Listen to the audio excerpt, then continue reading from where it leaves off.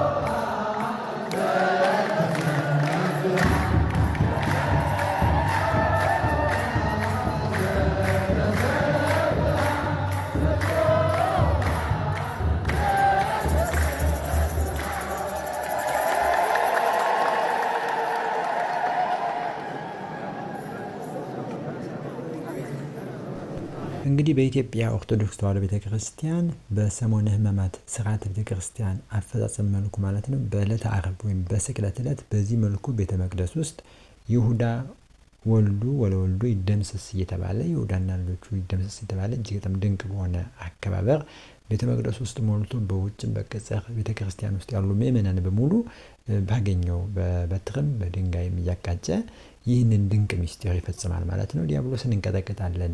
የምንቀጠቅጠውም በኃይላችን በጉልበታችን ሳይሆን በክርስቶስ ኃይል በቸርነቱ ድል እናደርጋለን ስንል እንግዲህ ጠላት ዲያብሎስን እንክዳለን እያልን በዚህ መልኩ ስርዓተ ክርስቲያን ይፈጸማል ማለት ነው። በልዩ ልዩ መልኩ ቤተ መቅደሱ ሳትገቡ እንዲህ ያለውንና ሌሎቹንም የቤተ መቅደሱን ስርዓት ማየት ያልቻላችሁ ሰዎች እስኪ ደግሞ ይሄን ቪዲዮ እንመልከት።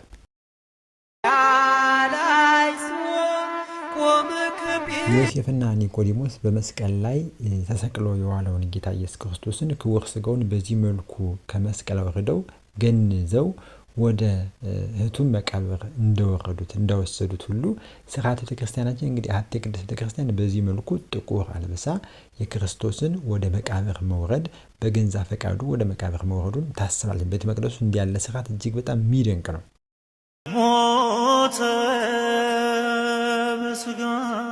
ጌታዬ ሆነ ደም ግባት አልባ ብዙዎቻችን በልዩ ልዩ ምክንያት ከቤተ መቅደስ ውስጥ አንገባም። ቤተ መቅደስ ውስጥ ጥበት የተነሳ ከሙቀት ከምናምን ያል ነገር ግን ይህን የመሰለ ምስጢር ሳንካፈል ሳንሆን የምንቀሩ ማለት ነው። እንግዲህ በዚህ ልክ የክርስቶስን ክቡር ሥጋ ካህናት ኒቆዲሞስና ዮሴፍን መስለው በዚህ መልኩ የክቡር ሥጋውን ይዘው የክርስቶስን ወደ መቃብር መውረድ ሰዓቱን ጠብቀው በዚህ መልኩ ወንጌልን ይሰብካሉ ማለት። ይህም እንግዲህ በአራቱ ወንጌል የተቀመጠ ነው። ይህንን በአራቱ ወንጌል የተቀመጠውን በግብር የምትገልጥ አሐቲ ቅድስት ቤተክርስቲያን ኦርቶዶክስ ብቻ ነች። በእውነት ኦርቶዶክስ በመሆናችን ታድለናል። ብንጸድቅም ባንጸድቅም እንኳንም ኦርቶዶክስ እያልን እስኪ ኮሜንቱን እናጥለቅለቅ።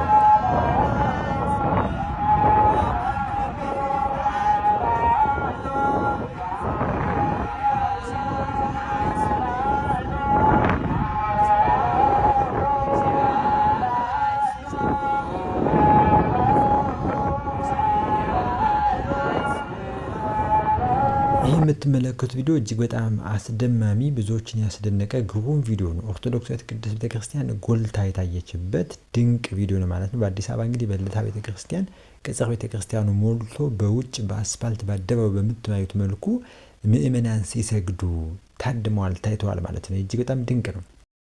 እናቱ ታለቅስ ነበር። መስቀል ስር እንባዋን ትረጭበት ነበር። ችንካሩ ብቻ አልነበረም የሚወጋው፣ የእናቱ እንባም ጭምር ይወጋው ነበር። የእናቱ ሐዘን ያስጨንቀው ነበር። ምክንያቱም አንድ ልጇ መስቀል ላይ ተሰቅሎ ስለ አንድ ልጇ ብቻዋን ታለቅስ ነበር። ልቧ እየደማ ነበር። የእርሱን ግርፋት ወስዳው ነበር። የእርሱን ቁስል፣ የእርሱን መከራ፣ የእርሱን ስቃይ፣ የእርሱን መቃተት፣ የእርሱን መድከም፣ የእርሱን ሰውነቱ አጠቃላይ አካሉ በደም መሸፈኑን ያንን ወደ ራሷ ወስዳ እንደ እናትነቷ ታለቅስ ነበር። ንባዋን እየሰፈረች ወደ እሱ ትረጨው ነበር። ይሄ ከችንካሩ እኩል፣ ከጅራፉ እኩል፣ ከግርፋቱ እኩል፣ ከሚጎረብጠው መስቀል እኩል፣ ከዚያ እኩል ያሰቃየው ያስጨንቀውና ይወጋው ነበር። ከጮኻቸው ጩኸቶች አንዱ ይሄ ጩኸት ነው። መስቀል ላይ ከጮኻቸው ጩኸቶች እነኋት እናት የሚል ድምፅ ነው ያወጣው። ምክንያቱም አስጨንቆት ነው። እመቤታችን ብቸኛ ናት። በዛ ሰዓት የተሳደደች ሴት ናት። መከራ የተቀበለች ሴት ናት።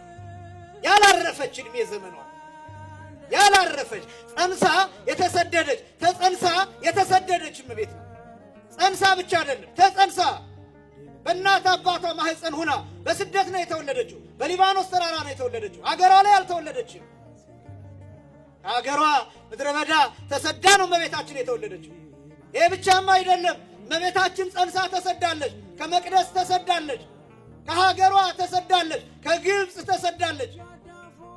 እውነት ስላላት፣ እውነት ክርስቶስ ስላላት፣ እውነት ክርስቶስ ልጇ ስለሆነ፣ እውነት ክርስቶስ ስለጸነሰች ስለ እውነት ተንከራታለች። ዋጋ ከፍላለች እመቤታችን። ስለዚህ አስጨንቃል። ብቸኛ ናት። አጠገቧ የሚያጽናናት እህት የለም። አጠገቧ የሚያጽናናት እናት የለችም። አጠገቧ ሆኖ የሚያጽናናት አባት የለም። አክስት አጎት የለም። ዘመድ አዝማድ የለም። ጓደኛ ባልንጀራ የለም። የምታለቅሰው ብቻዋን ነው። ከዮሐንስ በስተቀር አጠገቡ ያለ ሌላ የለም። ስለዚህ አስጨንቆታል ጌታ። ከሚስማሩ እኩል ከችንካሩ እኩል አስጨንቆታል። የመጀመሪያው ጊዜ መስቀል ላይ ጌታችን መድኃኒታችን ኢየሱስ ክርስቶስ የጮኸው ጩኸት እነሆት እናትህ እነሆ ልጅሽ የሚል ቃል ነው። በዮሐንስ ወንጌል ምዕራፍ 19 ከቁጥር 26 ጀምሮ ቁጥር 26 እና 27 ላይ ኢየሱስም እናቱን ይላል ይወደው የነበረውንም ደቀ መዝሙር በአጠገቡ ቆሞ ባየ ጊዜ እናቱን አንቺ ሴት እነሆ ልጅሽ አላት ይልና ቁጥር 27 ላይ ከዚህ በኋላ ደቀ መዝሙሩን እናትህ እነሆት አለው ይላል። የዮሐንስ ወንጌል ምዕራፍ 19 ቁጥር 25 እና 26 ነው።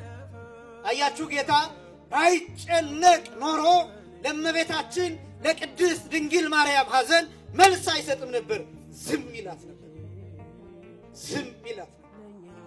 ስለዚህ ለእመቤታችን ለሐዘኗ መልስ ይሰጣል፣ ለጩኸቷ መልስ ይሰጣል፣ ለምልጃዋ መልስ ይሰጣል፣ ለጸሎቷ መልስ ይሰጣል፣ ለልመናዋ መልስ ይሰጣል። አጠገቡ ላለችው እናቱ ጌታ ይጨነቃል። ስለዚህ ለምትጠይቀው ነገር ለምታዝነው ሐዘን አብሮ ስለሚጨነቅ መልስ ይሰጣል። የሕማማት ቀን ደግሞ ብትገቡ ቤተ መቅደስ ታያላችሁ ተአምር። የክርስቶስን ልክ እንደተገነዘ ሆኖ ሁለት ካህናት ይዘው 41 ጊዜ እየተዞረ እግዚኦታ እየተባለ እነሱ የተሰማቸው እንዲሰማን የሚያደርግ ጸሎት አለ። የትንሣኤ ሰሞን ደግሞ ገና ቅዳሴ ስንጀምር ሃሌሉያ ዮሴፍ ወኒቆዲሞስ ገነዝዎ ለኢየሱስ፣ ዮሴፍና ኒቆዲሞስ ኢየሱስን ምን አሉት? ገነዙት እያልን ነው ቅዳሴ የምንጀምረው። ራሱ ክርስቶስን መገነዝ እንዴት ያለ ክብር ነው! ክርስቶስን መገነዝ ትፈልጋላችሁ ይላል ቅዱስ ኤፍሬም ሶርያዊ። ኤፍሬም ሶርያዊ ይገርማችኋል፣ መገነዝ ይፈልግ ነበር እና ምን ያደርጋል መሰላችሁ? በጠዋት ይነሳና በማታ ይወጣና ሌሊቱን ሙሉ ጎዳና ተዳዳሪዎች ነዳያንን በተኙበት ይፈልጋል። ከመሃላቸው የሞተ ካገኘ ደስ ይለዋል፣ ይገንዘዋል። ሲመለስ ፊቱ በርቶ ይመለሳል። ምን ነው ምን አግኝተህ የተደሰትከው ሲሉት ክርስቶስን አግኝቼ ገነዝኩት ይላል። ደሃን ማብላት ክርስቶስን ማብላት ከሆነ ደሃን መገነዝ ማን መገነዝ ነው? ክርስቶስን መገነዝ።